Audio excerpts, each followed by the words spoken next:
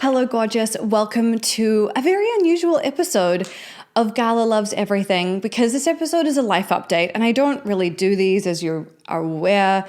I usually like to stick to talking about something I've discovered or that I can teach you, and that's my MO. That's my happy place. That's where I feel most of service. But a lot of you have been requesting that I talk about what's changed in my life, and I'm going to. And I know that it's relevant because so many of you have been with me for the longest time. Like, a lot of you have really been with me following my life's journey since I started really documenting it on the internet, which is like 2006. And for some of you, even before. I know some of you were with me on LiveJournal. And it's interesting because as I get older, and I just turned 40 this year, you know, my instinct to share all and sundry on the internet has just diminished. And not because of a fear of backlash or anything like that, but just because as I'm getting older, my intention is to live more in the offline world than the online world. And obviously, the more that you share your life on the internet, the more kind of wrapped up in the internet you become. And that's not necessarily a bad thing, but I know that for me, I'm happiest when I'm in the real world with my friends, living my real life. So there you go. But I guess, basically since, since I moved to Orange County, which was the start of 2021, my life has just been doing this radical about face, and everything has shifted so much. And I've been alluding to this for a long time, but I haven't really felt ready to share it. And now I'm like, okay, you now have to share this. Like, it has to happen. This is the moment.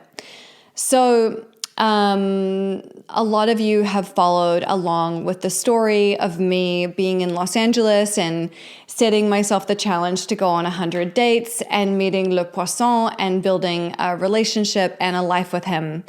And that is no longer a relationship that I'm in.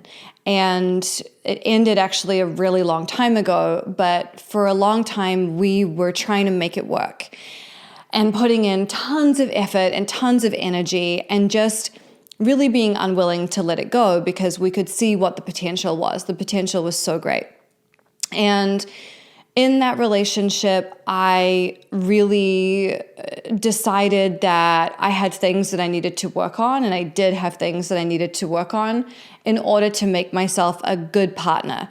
And they were skills that I really hadn't developed, like emotional vulnerability and softness and really letting someone into my life in a meaningful way. I just didn't know how to do that. I had no skills around that.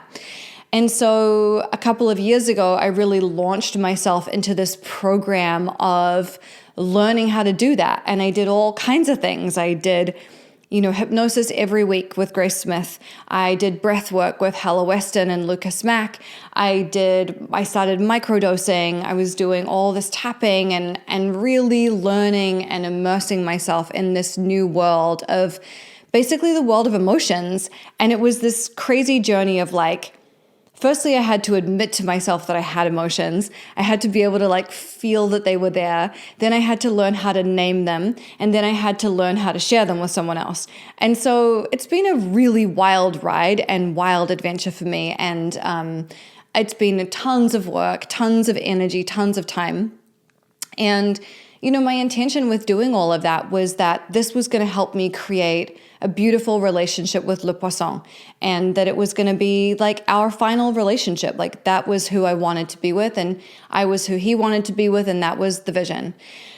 But, we just have come to the realization that it doesn't work like that. And that was extremely sad and heartbreaking, and it really sucked my joy and my creativity. And for, the last 2 years, I have really struggled with feeling good about really anything in my life. Yes, there have been moments of joy and things like that, but when your relationship isn't going well and it's the most important thing in your life, it's so hard to feel good.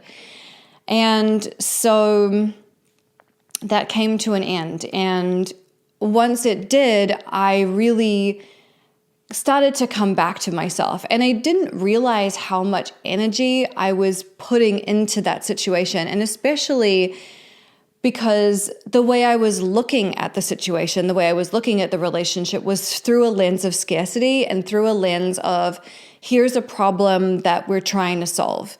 And when you're looking at something through that lens, it is so hard to feel good about it, and it is so hard to solve a problem.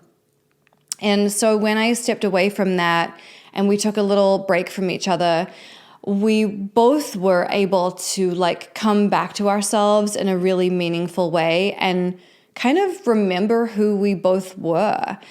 I'm sure you've had that experience where you're in a relationship and maybe it's good, maybe it's bad, but you sort of lose your sense of self. You lose your footing because you're so focused on this relationship.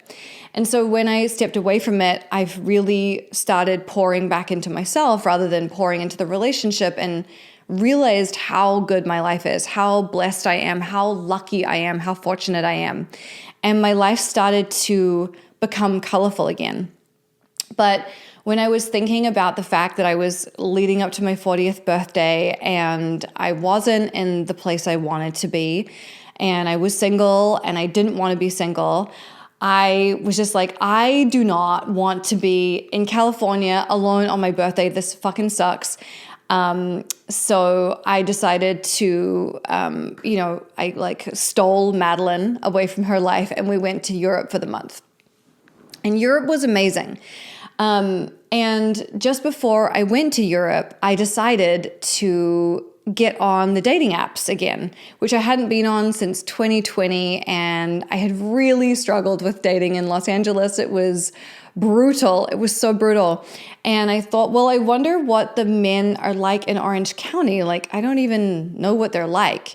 And so I got on the apps. Well, actually one app, I got on Hinge. And I started talking to men and seeing what was out there and seeing what was going on. I ended up meeting someone off the app. We went on a coffee date, and then the next week we went on a dinner date, and later that week we went on a lunch date. And then I was going to Europe for the month. And so I said to him, here's a copy of Magnetic Mindset. Here's my book. And obviously I'm going to be gone for the month, but this book is the closest approximation to having me with you. And I'll see you when I get back. And to my surprise, while I was gone, this man and I started talking all the time. And I was really moved by his emotional openness and vulnerability. And I was really fascinated by him. I thought he was a super interesting person, and I just wanted to know more about him. And so when I was gone, we were just talking all the time, and we ended up building this amazing bond and connection. And so by the time I came back to California, it was literally like walking into a new life. And, I have been in a long distance relationship for so long, and I actually haven't had a boyfriend who lived in the same city as me since 2018. That's 5 years ago. And this man lives close by. I see him every day, and we're building this amazing relationship. And all the work that I did around my emotional openness and my vulnerability, I was doing that to create this beautiful relationship that I was already in. But what I didn't realize was I was actually working on my own relational, emotional skills so that in my next relationship, I had them. And I am so grateful that I did all that work, because now I'm showing up in this relationship in a way that I was never able to show up before. And as a result, it's growing so quickly and it's so beautiful. And it really is a continuation of all the work I did back when I was writing Hologram Heart, which was my book about going on all these dates in LA to find someone, where I was working on my attachment style, and I was working on being more available, and I was working on really thinking about, who do I want to be in a relationship? And literally a month before I met this man, I wrote down all the qualities I wanted in a partner, and it was a full notebook page, and it was 3 columns long of things, qualities, attributes that I wanted this man to have. And he has all of them. But the other 2 pages that I wrote in that notebook were who I wanted to show up as in the relationship and what I wanted our relationship to be about, what I wanted to do with this person, how I wanted to feel with this person, what the purpose of that relationship was. Because before I got into this relationship, I really struggled with the idea of like needing somebody else. And I felt allergic to that idea. And I felt allergic to the idea that someone else could give me something that I couldn't give myself. I was so fiercely independent that I just couldn't even wrap my head around the idea that someone else could give me something that I didn't have or didn't know how to give myself already. And so a lot of this work I've done has been around opening myself up to understanding that there's a purpose to having someone else in your life. And they're not just there to have sex with and then they go home, which is kind of how I ran all my relationships previously. And then I never understood why my boyfriends would have their feelings hurt by me. I'd be like, what's the problem? I don't get it. But now that's something I'm open to what they bring to my life, and I'm fully aware and okay with the fact that they bring things that I can't bring. And that's been a huge transformation for me and a really powerful, joyful one, something that has felt really good to me. And it's just a really interesting thing to be in this new relationship and to have come home from Europe and to have literally walked into a fully new life. And this man is so great. He's an Aquarius. I'm an Aquarius rising. He is a Sag. Wait, what is he? He's a Sag rising, and I'm a Sag moon. And we just connect in so many ways that I didn't even know it was possible to connect with somebody else. Like emotionally, intellectually, with our humor, with what we're turned on by, with what we want to do with our time and our goals. And he's so easy to be around. And I've always been drawn to men who were brilliant and ambitious, but difficult. And he's not difficult. And I'm sure he was difficult many years ago when he was a younger man, but now he is this extremely calm person. And I honestly didn't know that they made men who were ambitious and successful, but also calm and easy to be around. And I just didn't know they made them. And it's the easiest relationship I've ever been in. And when I'm thinking about him or I'm thinking about our relationship, I'm not thinking about what problems I need to solve or how are we going to get around this or that. I'm just thinking about how happy I am and what a great situation it is and how fucking lucky and grateful I feel.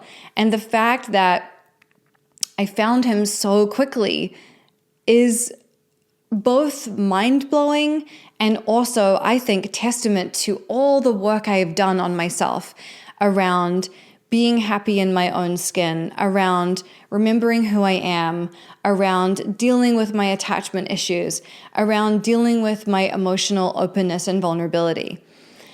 And it's like meeting him was my greatest birthday present.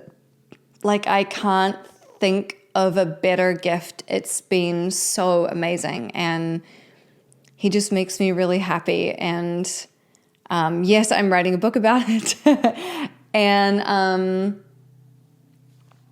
that's it, I guess.